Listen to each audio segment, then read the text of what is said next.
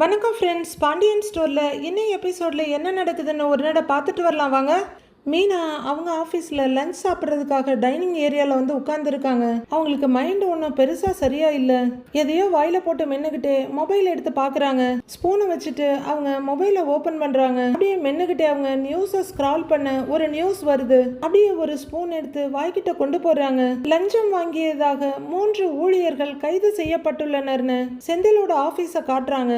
மீனா உடனே அந்த ஸ்பூனை மறுபடியும் கீழே வச்சுட்டு, இது அவங்களோட ஆஃபீஸ் இல்லை அப்படின்னு சொல்ல, அதில் உயர் அதிகாரியும் கைது செய்யப்பட்டுள்ளார் அப்படின்னு சொல்ல மறுபடியும் அதை உத்து பார்க்குறாங்க. டக்குன்னு அவங்க மனசில் நாள் செந்தில் கிட்ட கேட்டது ஞாபகம் வருது.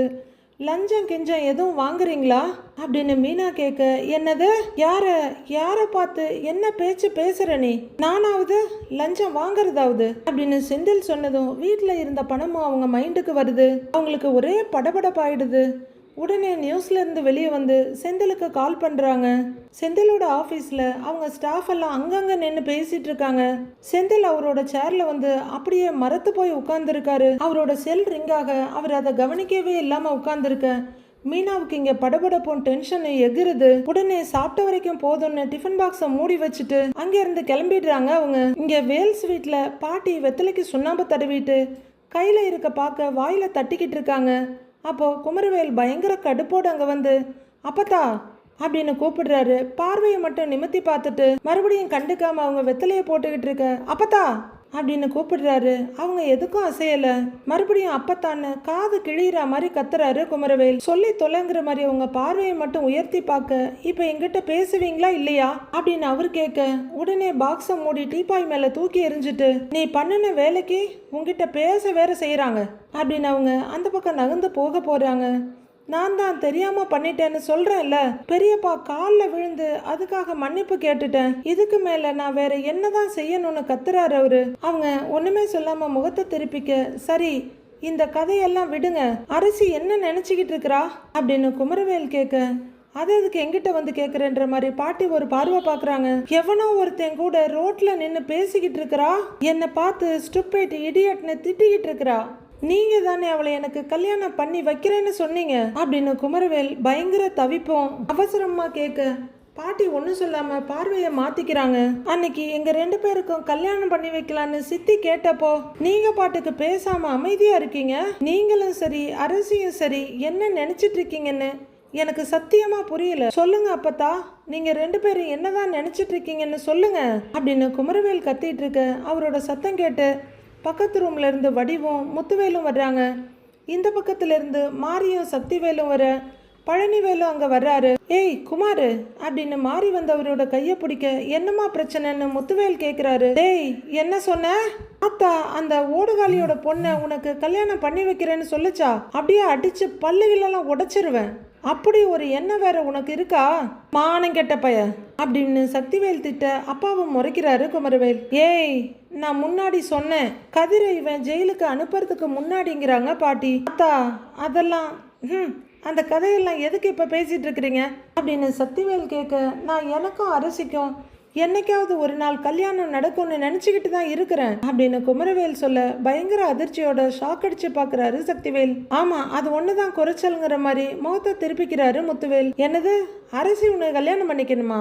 அப்படி ஒரு நினைப்பு இருக்கான்ற மாதிரி வடிவு பாக்குறாங்க. ஆனா அவ வேற யார் கூடயோ சிரிச்சு சிரிச்சு பேசிட்டு இருக்கிறா. நானும் 2 வாட்டி பாத்துட்டேங்கிறாரு குமரவேல். ஏண்டா டேய், கூட படிக்கிற யார் கூடயாவது அது பேசிட்டு இருந்திருக்கோம் அப்படிங்கிறாரு பழனி. சித்தப்பா அப்படின்னு குமரவேல் கத்த, அந்த கதையெல்லாம் விடு, உன் அத்தை உனக்கு அந்த பொண்ணை கல்யாணம் பண்ணி தரேன்னு வாக்கு கொடுத்தாளா அப்படின்னு முத்துவேல் கேட்க, குமரவேலால எந்த பதிலும் சொல்ல முடியல. அப்படியே சுரீர்னு நின்றுட்டு இருக்காரு. ஆமா அத்தை பெரிய தொத்தை, உறவு மண்ணாங்கட்டிக்கெல்லாம் ஒன்றும் குறைச்சல் இல்லை அப்படின்னு முணுமுணுத்துட்டு முகத்தை திருப்பிக்கிறாரு சக்திவேல். அரசியோட அண்ணனை நீ ஜெயிலுக்கு வேற அனுப்பி இருக்கிற, அப்புறமும் அரசி உன்னை கல்யாணம் பண்ணிக்குவான்னு எப்படிப்பா உன்னால யோசிக்க முடியுது அப்படின்னு வடிவு கேக்குறாங்க. அவரு ஏதோ சொல்றதுக்கு தவிப்பா நிமிந்து பார்க்க, அக்கா குமார் பண்ணது தப்பு தான், அதை யாருமே மறுக்கல. ஆனா அவன் தெரியாம பண்ணின அந்த ஒரு தப்புக்காக எல்லாரும் எவ்வளவு நாள் தான் இவனை தண்டிப்பீங்கன்னு மாறி தாங்க முடியாத ஆத்தாமையோட கேக்குறாங்க. என்னம்மா எது தெரியாம நடந்தது அப்படின்னு வடிவ ஆரம்பிக்க, இரு வடிவங்கிற முத்துவேல், அந்த கதையெல்லாம் இப்ப பேச வேணாம், இங்க பாரு சக்தி, உன் பிள்ளைகிட்ட சொல்லி வை, பாண்டி அவன் பொண்ணை இவனுக்கு கொடுக்க போறதில்ல, இங்க இருந்து யாரும் பாண்டி வீட்டுக்கு போய் பொண்ணு கேட்க போறதும் இல்ல அப்படின்னு அவர் சொல்ல குமரவேல் பயங்கர அதிர்ச்சியோட பெரியப்பாவை பாக்குறாரு. சரி சரி, நான் ஒரு கோவமா தலையாட்டிட்டு இருக்கேன். அண்ணே, யாருக்கு வேணாம் அந்த பரதேசி பயலோட பொண்ணு?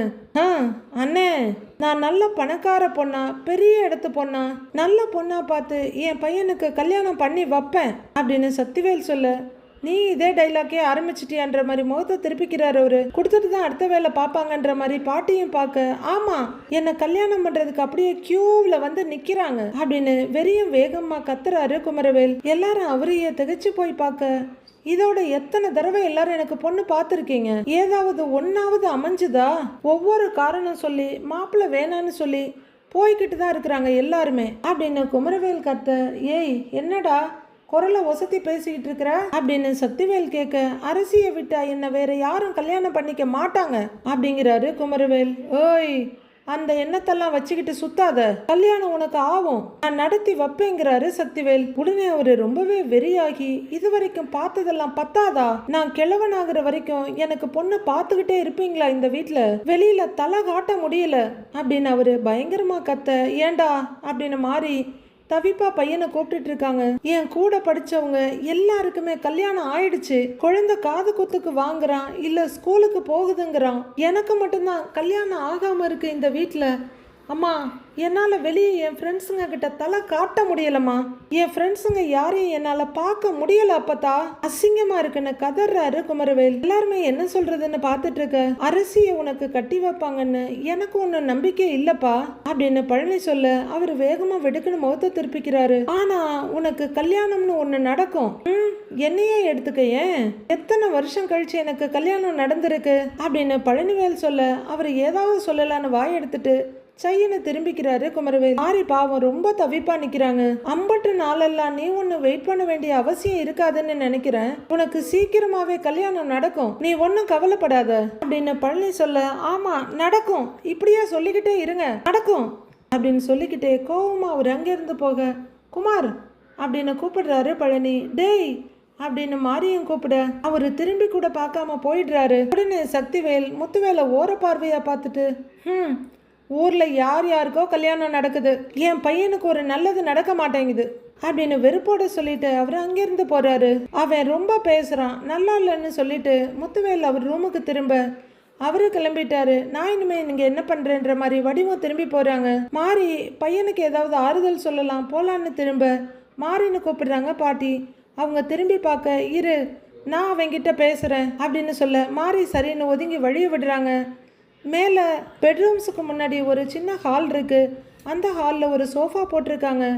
அங்கே குமரவேல் குறுக்கை நறுக்கையும் மண்டையை பிச்சுட்டு நடந்துட்டு இருக்காரு. பாட்டி அங்கே வர மெல்ல பாட்டிக்கிட்ட வந்து நிற்கிறாரு. அவரு பேரன் கையை பிடிச்சிட்டு அவர் திரும்பினதும் படக்குன்னு கையெடுத்துக்கிற பாட்டி, இங்கே பாரு, அந்த பொண்ணு அரசி ஏற்கனவே உன் மேல வெறுப்புல இருக்கா, அவளை கல்யாணம் பண்ணிக்கணும்னு நீ நினைச்சன்னா அவ விரும்புற மாதிரி நீ தான் நடந்துக்கணும், அதுக்கான எந்த முயற்சியுமே நீ எடுக்காம அவகிட்ட மேலும் மேலும் வெறுப்பதை நீ சம்பாதிச்சிட்டு இருக்கிற, அப்புறம் அவ எப்படி உன்னை கல்யாணம் பண்ணிக்குவா அப்படின்னு பாட்டி கேட்க, அப்படின்னு தலையாட்டுறவரு, இதை சொல்லதான் மேலே வந்தீங்களான்னு கேட்குறாரு. உங்ககிட்டலாம் நல்ல மனுஷன் பேசுவானாங்கிற மாதிரி பாட்டி முகத்தை திருப்பிக்கிறாங்க. ஆனாலும் மனசு கேட்காம குமரவேலை பார்த்து, நமக்கு நடக்கிற நல்லது கெட்டது எல்லாத்துக்குமே நாம தான் காரணம், நாம நல்லது நினைச்சா நல்லது நடக்கும், கெட்டது நினைச்சா கெட்டது தான் நடக்கும் அப்படின்னு சாட்டையில் அடிச்ச மாதிரி சொல்ல அவருக்கு சாட்டாடி வாங்கின மாதிரி தான் இருக்கு. நான் உங்ககிட்ட நிறைய தடவை சொல்லியிருக்கேன், நீ திருந்தி வாழ்ந்தன்னு வச்சுக்கோயேன், உன் வாழ்க்கையிலையும் வெளிச்சம் வரும், இல்லைன்னா இப்படியே எப்பவும் புலம்பிக்கிட்டே இருக்க வேண்டியது தான். நான் சொல்ல வேண்டியதை சொல்லிட்டேன், இதுக்கு மேலே ஓ இஷ்டம், எப்படி நடந்துக்கணும் என்ன பண்ணணும்னு நீயே முடிவு பண்ணிக்கோ அப்படின்னு வெறுப்பா சொல்லிட்டு பாட்டி அங்கேருந்து போயிடுறாங்க. குமரவேல் அப்படியே யோசிச்சுட்டு நிற்கிறாரு. மீனா அவங்க ஆஃபீஸ்ல இருந்து நேராக கிளம்பி ஆட்டோவை எடுத்துக்கிட்டு செந்திலோட ஆஃபீஸ்க்கு வந்துடுறாங்க. பொதுப்பணித்துறை நாங்கள் போர்டு வச்சிருக்க வெளியே அங்கங்க 2-3 பேர் நின்று பேசிட்டு இருக்காங்க.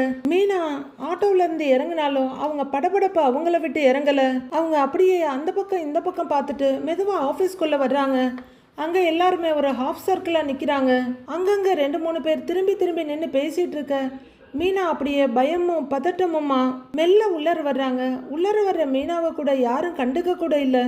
அந்தளவுக்கு அவங்கவுங்க பிஸியாக பேசிகிட்டு இருக்காங்க. மீனா அங்கே இருக்க ஒவ்வொருத்தர் முகத்தையா பார்வையால் தேடிக்கிட்டு இருக்காங்க. செந்திலோட முகம் இருக்கா இல்லையான்னு. ஆனா செந்தில் அவங்க கண்களுக்கு தென்படவே இல்லை. அவங்க அப்படியே பார்த்துக்கிட்டே மெல்ல உள்ளர வர்றாங்க. அப்போ ஒருத்தர் நகர அந்த இடத்துல செந்தில் உட்கார்ந்துருக்கிறது தெரியுது. அவரோட சேர்ல அப்படியே சாஞ்சி உணர்வே இல்லாத மாதிரி உட்கார்ந்துட்டு இருக்காரு. கண்ணை மூடி நெத்தியில கைய வச்சுட்டு உட்கார்ந்துருக்க செந்திலை பார்க்குற மீனா நேராக செந்தில் கிட்ட போய் நிற்கிறாங்க. நெத்தியை தேய்ச்சிக்கிட்டே அப்படியே நிமிர்ந்த செந்தில் மீனாவை பார்த்துட்டு படார்னு எழுந்திருக்கிறாரு. அவரை பார்த்ததுக்கு அப்புறம் தான் மீனாவோட படபடக்கிற இதயம் கொஞ்சம் நார்மல் ஆகுது. மீனா, நீ எப்படி இங்கன்னு அவர் கேட்க, மீனா சுத்தி எல்லாரையும் ஒரு பார்வை பார்த்துட்டு, நியூஸ் பார்த்தேன், உங்க ஆபீஸ்ல 3 பேரை அரெஸ்ட் பண்ணதா சொன்னாங்க. யாரு என்னன்னுலாம் அதுல சொல்லல, அதுதான் பயந்து போய் ஓடி வந்துட்டேன்னு மீனா சொல்றாங்க. செந்தில் சின்னதா ஒரு பெருமூச்சு விட்டுட்டு சுத்தி பாக்குறாரு. உங்களை பார்த்ததுக்கு அப்புறம் தான் உசுரே வந்துச்சு தெரியுமான்னு மீனா சொல்ல, நம்ம வீட்டுக்கு போயிடலாமா மீனா அப்படின்னு செந்தில் கேட்க, வீட்டுக்கா அப்படின்னு அதிர்ச்சியோட பாக்குறாங்க மீனா.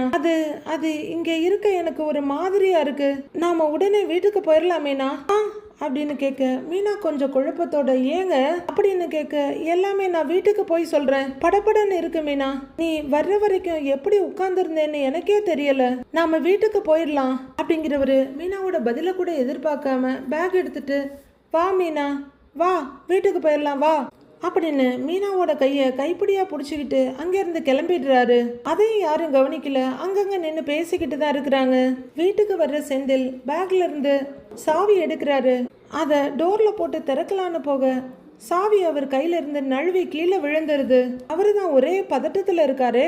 ஏங்க பதட்டப்படாதீங்கன்னு மீனா சொல்ல, மறுபடி குனிஞ்சு சாவி எடுத்து எப்படியோ கதவுல போட்டு ஒரு வழியா அதை திறந்துடுறாரு. வா மீனா வா, உள்ளர வா மீனா வா அப்படின்னு அவங்கள உள்ளர கூட்டிட்டு வர்றவரு உடனே படார்னு கதவை லாக் பண்ணிடுறாரு. என்ன ஆச்சுங்க, எதுக்குங்க இப்ப அவசரமா வீட்டுக்கு கூட்டிட்டு வந்தீங்க, அப்படியே பரபரப்பா இருக்கீங்கன்னு மீனா கேக்குறாங்க. ஐயோ சொல்றேன் முதல்ல நீ உள்ளர வா அப்படின்னு அவர் கூப்பிட, என்னன்னு மீனா கேட்க, மீனாவை நேரா பெட்ரூம்குள்ள கூட்டிட்டு வர்றவரு பேக் வச்சுட்டு மீனாவோட கையை விட்டுட்டு கதவை போய் லாக் பண்ணிட்டு அப்படியே ரூமை ஒரு பார்வை பார்த்துட்டு அப்படின்னு நெஞ்சில கைய வச்சுட்டு நிக்கிறாரு. அது மீனா அப்படின்னு ஆரம்பிக்கிறவரு சொல்ல முடியாம அழ ஆரம்பிச்சிடுறாரு. முகத்தை மூடிட்டு அழறாரு. என்ன ஆச்சு, எதுக்கு இப்ப இவ்வளவு பதட்டம் ஆகுறீங்க அப்படின்னு மீனா கேட்க, வழியிற கண்ணீரையும் முகத்தையும் தொடச்சிக்கிட்டு ஒரு நிமிர்றாரு. ஆபீஸ்க்கு ரெய்டு வந்ததுனால பயந்துட்டீங்களா அப்படின்னு மீனா கேட்க, நெஞ்சில கைய வச்சுக்கிட்டு இல்லைன்னு தலையாட்டுற மாதிரி ஆட்டிட்டு, just miss Meena, just miss, நான் பண்ண புண்ணியமா இல்ல நீ பண்ண புண்ணியமான்னு தெரியல, இல்ல எங்க அப்பா அம்மா பண்ணின புண்ணியமான்னு தெரியல, ஜஸ்ட் மிஸ் ஆயிடுச்சு, ஜஸ்ட் மிஸ் அப்படின்னு செந்தில் சொல்ல, என்னங்க ஆச்சுன்னு மீனா ரொம்ப பரிவா கேக்குறாங்க. என்ன நடந்ததுன்னு கொஞ்சம் புரியுற மாதிரி சொல்லுங்க அப்படின்னு மீனா கேட்க, அது ஆபீஸ்ல அட்டெண்டர் இருக்காருல்ல அப்படின்னு செந்தில் சொல்ல, ஆமா இன்னைக்கு கூட அரெஸ்ட் ஆனாரு அப்படின்றாங்க மீனா. அவர் தான், அவரு ஃபைல சைன் பண்ண சொல்லி என் டேபிள்ல கொண்டு வந்து வச்சாரு, நானும் சைன் பண்ணிட்டேன் அப்படிங்கிற ஒரு கண்ணீரை தொடச்சிக்கிட்டு அப்புறம் அந்த ஃபைல்ல சைன் பண்ணதுக்கான பணத்தை என்கிட்ட கொண்டு வந்து கொடுத்தாரு, அவருக்கான ஷேரையுமே அவர் எடுத்துக்கிட்டாரு மீனா, என் டேபிள்ல கொண்டு வந்து பணத்தை வைக்க வந்தாரு அப்படின்னு செந்தில் சொல்ல, மீனா மற்றதையும் கவனிச்சாங்களோ இல்லையோ ஆனா இதை கரெக்டா கவனிச்சு, ஃபைல் சைன் பண்றதுக்கு பணம்னா லஞ்சமா அப்படின்னு மீனா அதிர்ச்சியோட கேட்க, செந்தில் ஐயோன்னு பயங்கர அதிர்ச்சியா பாக்குறாரு. அப்ப கூட பாவம் அவருக்கு அது லஞ்சம்னு தெரியல போல இருக்கு. அப்பாவியா முழிக்கிறாரு. மீனா அவரையே ஒருத்த பார்த்துக்கிட்டு இருக்க கண்ணீரை தொடச்சிக்கிட்டு, ஆமா மீனாங்கிறாரு அவரு. மீனா தலையில இடி மின்னல்லாம் ஒட்டுக்க இறங்குன மாதிரி இருக்கு.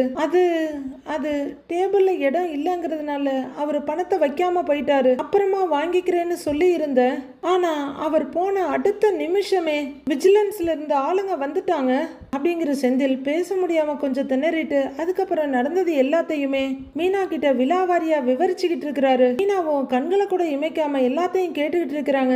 தப்பிச்சிட்டேன் இந்நேரம் என்ன பிடிச்சிக்கிட்டு போயிருந்திருப்பாங்கல்ல, டிவியில நியூஸ் பேப்பர்ல எல்லாத்துலயும் என் பேர் வந்திருக்கும், நானும் போயிருந்திருக்கும், நல்ல வேலை தப்பிச்சிட்டேன் அப்படின்னு செந்தில் ஒரு சின்ன நிம்மதி பெருமூச்சோட நெஞ்சில கைய வச்சிட்டு சொல்ல, அப்போ டேபிள்ல இடம் இல்லாததுனால தான் நீங்க பணத்தை வாங்கல அப்படின்னு மீனா கேட்க, அவர் அப்படியே பார்த்துக்கிட்டே நிக்கிறாரு.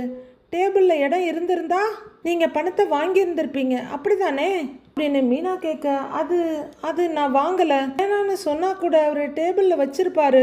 அதை நினைச்சாலே எனக்கு பயங்கர படபடப்பா இருக்கு. என்னால யோசிச்சு கூட பார்க்க முடியல மீனா. எவ்வளோ எவ்வளோ பெரிய விஷயத்துல நான் மாட்டியிருப்பேன்ல.